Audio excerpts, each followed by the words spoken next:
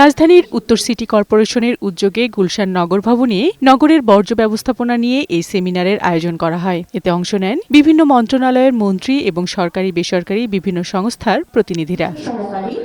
আলোচনায় অংশ নিয়ে ক্রীড়া প্রতিমন্ত্রী আমিনুল হক বলেন, নগর পরিচ্ছন্ন রাখা শুধুমাত্র কোনো একক প্রতিষ্ঠানের দ্বারা সম্ভব নয়।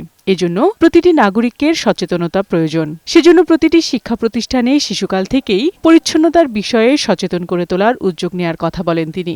এই যে সচেতনতা, এটুকু দরকার আমাদের একদম রুট লেভেলে। আমরা যদি ছোটবেলা থেকে যদি আমাদের সন্তানদেরকে এই বিষয়গুলো সম্পর্কে যদি অবগত করতে পারি, তাহলে আমাদের এই বর্জ্য ব্যবস্থাপনার অনেক সমস্যাই কিন্তু সমাধান হয়ে যাবে। স্থানীয় সরকার প্রতিমন্ত্রী শাহে আলম বলেন, ঢাকাকে সবুজ ও পরিচ্ছন্ন রাখতে নানা উদ্যোগ নেওয়া হচ্ছে।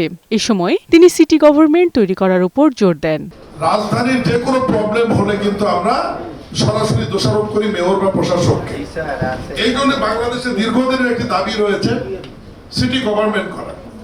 সিটি গভর্নমেন্ট যদি সিটি কর্পোরেশনে হয় এবং এই সমস্ত অধিদপ্তর বিভাগগুলি বা সংস্থা বা দপ্তরগুলি যদি আমরা সিটি কর্পোরেশনের অধীনে দিয়ে দিতে পারি, আমি মনে প্রাণে বিশ্বাস করি 100% সমস্যার সমাধান না হলেও আমাদের 70 থেকে 80% সমস্যার সমাধান হবে। প্রধান অতিথির বক্তব্যে স্থানীয় সরকার মন্ত্রী ও বিএনপি মহাসচিব মির্জা ফখরুল ইসলাম আলমগীর বলেন, নিজের শহরটাকে নিজেই পরিষ্কার রাখতে হবে। নিজ নিজ দায়িত্ব সঠিকভাবে পালনে সকলের প্রতি আহ্বান জানান তিনি। আমাদের ফান্ডের প্রবলেম আছে, আমাদের আপনার সেভাবে কাজগুলোকে এগিয়ে নিতে হবে, কিন্তু আমরা যদি নিয়মটা ঠিক মেনে চলি তাহলে কিন্তু আমরা অনেক দূরে এগিয়ে যেতে পারবো। সবাই মিলে চেষ্টা করি, অল অফ আস। ওই জায়গায় আমরা ওই আওয়ামী লীগ, বিএনপি, জাতীয় পার্টি, জামাত ইসলাম দেখতে চাই না।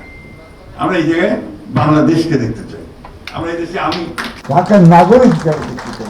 ঢাকাকে পরিচ্ছন্ন নগরী হিসেবে গড়ে তুলতে সমন্বিতভাবে কাজ করার উদ্যোগ নেওয়া হচ্ছে বলেও জানান উত্তরের জেলা প্রশাসক শফিকুল ইসলাম মিল্টন। দীর্ঘদিনের অপরিকল্পিত এই নগরীকে পরিকল্পনা মাফিক কাজ করতে হলে আমাদেরকে একটু সময় নিতেই হবে।